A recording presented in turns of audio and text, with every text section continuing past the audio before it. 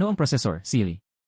Ang prosesor, na tinatawag ding Siri, ay ang bahagi na nagsasagawa ng mga utos at gumagawa ng mga desisyon sa computer.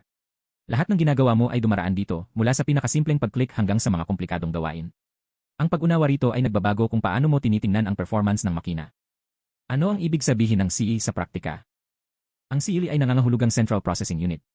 Sa simpleng salita, ito ang bahaging nagbabasa ng mga utos, gumagawa ng mga kalkulasyon, at nagpapadala ng mga sagot sa iba pang bahagi ng sistema.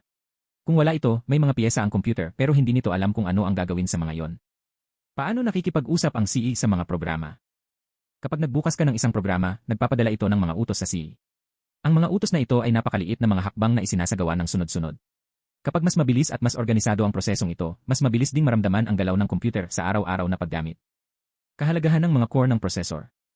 Ang mga core ay parang mga panloob na hati ng CE na nagbibigay daan upang magsagawa ng maraming gawain ng sabay-sabay. Ang prosesor na may mas maraming core ay mas kayang humawak ng sabayang mga aktibidad. Napansin mo bang pwede kang makinig ng musika habang nagbabrowse ng hindi naglalad? Malaki ang papel nito rito. Clock, ang bilis ng pag-isip. Ipinapakita ng clock kung ilang cycle ang naisagawa ng CE kada segundo. Sa praktikal na usapan, ito ang bilis ng trabaho ng prosesor. Ang mas mataas na clock ay nakatutulong sa mabilisang mga gawain, ngunit hindi ito ang nag-iisang salik na tumutukoy sa performance at madalas itong magdulot ng kalituhan. Hindi nag-iisa ang CE sa pagtatrabaho.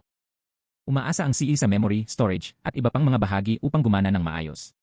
Nagpoproseso ito, ngunit kailangan nitong tumanggap ng datos at magpadala ng mga resulta. Kaya naman, hindi gumagawa ng milagro ang isang mahusay na prosesor kung mabagal ang natitirang sistema. Sa kabuuan, ang CE ang bahaging responsable sa pagsasagawa ng mga utos at sa pagko-coordinate ng lahat sa computer. Ang mga core, clock, at ang integrasyon sa ibang mga bahagi ang nagtatakda kung paano ito gumagana sa araw-araw. Ngayong naintindihan mo na ito, aling bahagi ng computer ang gusto mong mas makilala?